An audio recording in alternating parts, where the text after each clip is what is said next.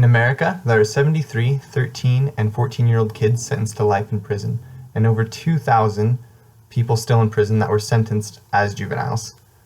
Often these sentences are mandatory, meaning the judge doesn't have a say in if they decide that they want to give them that sentence. The law demands that it is. It isn't up to them, it's not up to the judge, it's not up to the kids, but it's up to the people who are in charge of our judicial system. But prison, it's really an important part of our society in how it is right now. It affects every aspect of our lives in more ways than we can know.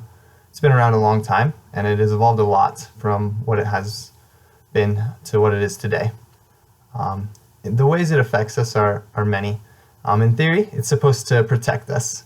It takes those people that maybe can't be trusted to be in society right now, and it puts them somewhere else, somewhere where they can hopefully reform their lives, change to become better.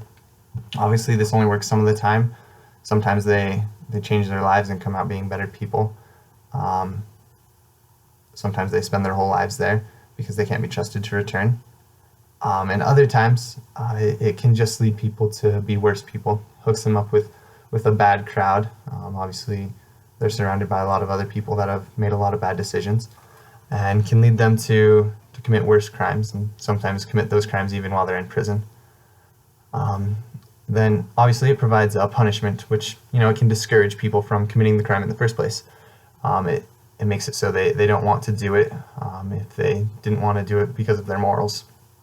And arguably, prison is the most humane way to do this. In the past, there's been torturing or just straight up killing people, but really prison kind of just takes them and puts them there and gives them the chance to change. A world without prison would be really different. Either we'd have more extreme punishments, as talked about before, killing, cutting off of thumbs, whatever, or crime would be a lot bigger problem. No one would have as much incentive to not commit these crimes, and people would be free to do whatever they wanted without too many consequences. So it's kind of hard to dispute the viability of prison. We need it. It's the best way that anyone's come up with so far. And prison, it's been around for a long time. The earliest records of prison come from the first millennia BC, located on the areas of the mighty ancient civilizations of Mesopotamia and Egypt, according to historiesofprisons.com. Back then, prison was just a place to put people, to punish them, to get them away, people that couldn't be handled. In America, it's always been the thought to reform people, to make people better. Really, it's evolved since ancient times, and it's become a good thing, something that can help people become better. In the 1990s, children began to be tried as adults for bigger crimes like murder, specifically murder. And so that's when this whole thing became an issue. And then in 2005, the Supreme Court ruled the death penalty unconstitutional for adolescents. So it became illegal to kill kids for killing other people. And in 2010, life without parole for children was declared unconstitutional.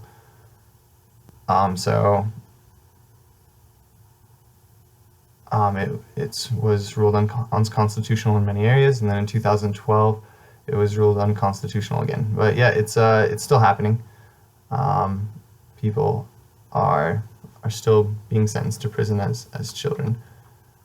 And so really, it's become a lot more, but really it's kind of decreased. But really, these people, they've committed terrible crimes, and prison could be a very good way to help them, or to get them out of society, as maybe they can't be trusted.